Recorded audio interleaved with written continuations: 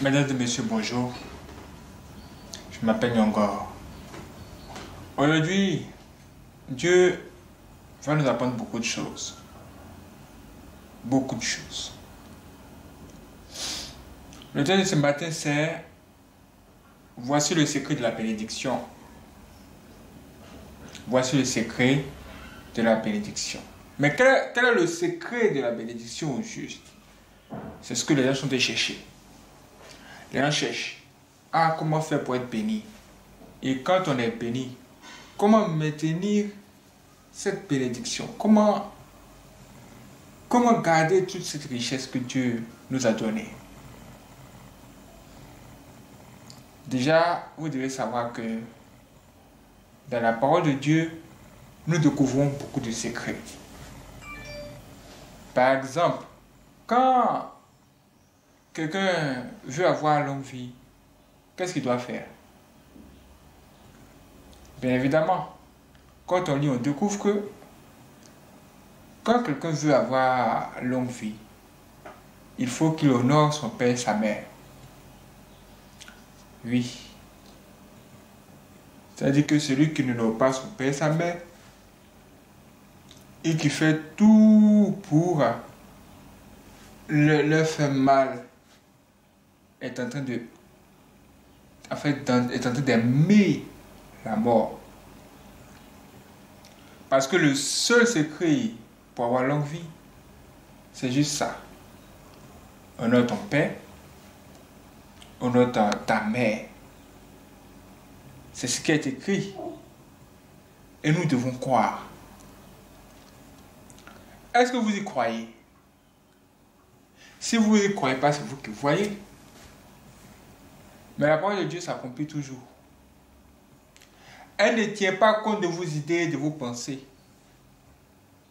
Si Dieu doit bénir quelqu'un, il ne va pas regarder à ce que les gens racontent sur la personne. Il bénit la personne tout simplement. Ouais. Parce que c'est lui qui est Dieu. Et c'est le seul juste. Maintenant, comment faire pour être béni? Quel est le secret pour garder la richesse que Dieu nous a donnée? C'est ce que nous allons découvrir ici. Allons tout de suite dans la parole de Dieu pour voir quelque chose.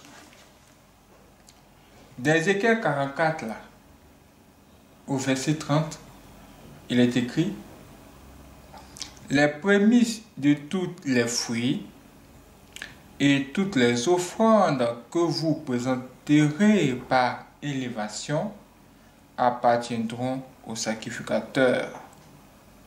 Vous donnerez au sacrificateur les prémices de votre pâte, afin que la bénédiction repose sur votre maison.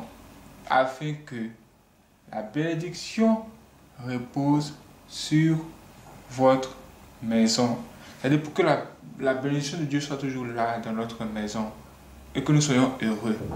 Et que nous ne soyons pas touchés par la famine. Et tous ces problèmes de ce monde. Voici ce que nous devons faire. Ce que nous devons faire, c'est que nous devons faire quoi? Donner des offrandes. Il faut donner les dîmes. La dîme et les offrandes. Pour que la bénédiction de Dieu puisse reposer dans notre vie. Ah! Donc c'est même ça, hein? Donc c'est même ça le secret. Waouh! C'est là que je comprends. Je commence à comprendre pourquoi certaines personnes, à un moment donné, elles se lèvent et elles vont faire des dons. Elles vont faire des dons aux orphelins. Ça achète les sacs de riz. Ça va faire les offrandes. Ça va faire les dons. Tout ça, c'est pourquoi? C'est pour attirer la bénédiction. C'est pour attirer la bénédiction. C'est pour que la bénédiction repose toujours sur la maison que les gens font ça. Si vous n'êtes pas au courant, je vais vous le dire. Et ils sont sérieux de ce qu'ils font. Ils y croient sérieusement. Ouais, c'est comme j'ai entendu l'histoire d'une star de la musique aux États-Unis. Cette star de la musique ne veut pas entendre parler de Dieu. Hein. Mais dès qu'on dit, il y a don, il y a offrande, ou bien on doit payer la dîme, il est toujours premier. C'est ce jour-là que lui, il attend pour venir à l'église. Et il arrive, il fait beaucoup de dons. Il fait des grands dons avec joie. Il fait des grands dons, des offrandes hors du commun. Parce qu'il sait ce qui se passe quand il donne à Dieu. Il a remarqué que Dieu le bénissait quand il lui offrait des choses. Mais le problème, c'est qu'il ne veut pas donner sa vie à Dieu.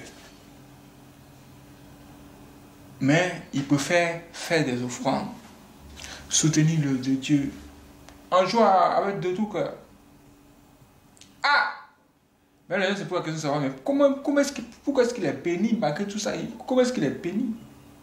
Pourquoi est-ce qu'il est béni? Alors que lui, il ne fait pas la ripa.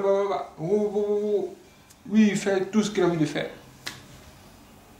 Mes frères et sœurs, c'est parce qu'il respecte Dieu par son comportement. Ça là, c'est une institution établie par Dieu. Si tu payes ta dîme, tu fais des offrandes, mon ami, tu vas attirer la bénédiction de Dieu sur toi. On dit la main de Dieu va se reposer sur toi. Mais s'il meurt dans son péché, il ne pourra pas aller au ciel. S'il ne donne pas vraiment sa vie à Dieu, il ne va pas aller au ciel. Mais pour ce qui concerne les histoires de bénédiction, il sera à un niveau. Vraiment un niveau très haut. Parce qu'il a su honorer Dieu avec ses biens. Honorer Dieu avec ses biens. Ouais. Être fidèle à Dieu. Et ça paye. Ça paye. Même là où vous ne voyez pas, ça paye. Oui. Je ne dis qu'un bienfait n'est jamais perdu. Si chez nous, les humains ont dit qu'un bienfait n'est jamais perdu, chez Dieu. C'est pourquoi il ne faut jamais regretter de sa vie un bienfait rendu à son prochain. Même si c'est ton ennemi. Même si c'est ton ennemi, hein, et que tu lui fais du bien. Si tu le rends mal, il ne faut pas pleurer. Ma chérie, il ne faut pas pleurer. Mon ami, il ne faut pas pleurer. Tout ce que tu fais en bien, ça descend chez Dieu, c'est écrit. Au moment venu, tu vas te montrer que c'est lui qui a créé la terre. Ouais. Toi, tu vas voir. Il faut juste être fidèle à Dieu. Tu découvres ça aujourd'hui. Tu dis, ah bon, vraiment, j'aimerais vraiment en faire plus. Tu dis, ah vraiment, je vais continuer à faire ce que je suis en train de faire. Donc c'était le bon chemin. Ah vraiment, c'était donc ça. Moi je vais le faire. Il faut être fidèle à Dieu, même avec tes biens. Que la main de Dieu, la bénédiction de Dieu repose sur ta maison. Et même tes enfants vont suivre le chemin là. Tes enfants vont suivre ton chemin. Il faut faire la même chose que toi. Et ça là, nous devons tous mettre cela en pratique. Et puis voir comment Dieu agit envers nous. Comment il agit dans notre maison. Toute ma bénédiction, toute ma prière pour vous, c'est que Dieu fasse en sorte que vous ne manquiez de rien. Que Dieu vous mette dans une situation d'abondance, c'est mieux.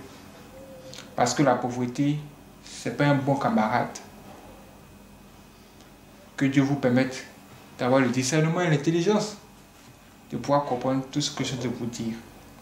Et quand vous faites payer vos dîmes, quand vous faites les offrandes à Dieu, ne vous filmez pas. Ne montrez pas aux gens, oh regardez, oh c'est moi le boucantier, il veut même, c'est un boucantier, hein. Je vais maintenant faire le boucan chez Dieu. Il va venir faire le boucan. Il faut agir dans le secret. quand la main droite donne, la main gauche ne doit pas savoir. Il faut être humble. Il faut se faire petit. Parce que sans cela, Dieu va voir que c'est à lui que vous voulez faire plaisir. Et il fera ce qu'il doit faire. Nous avons seulement 10 minutes. Je pense que Dieu va nous permettre de découvrir encore d'autres choses. Et vous-même, vous pouvez lire la parole de Dieu. Là, Dieu vous attend. Parce qu'il veut vraiment vous bénir. Que Dieu vous bénisse.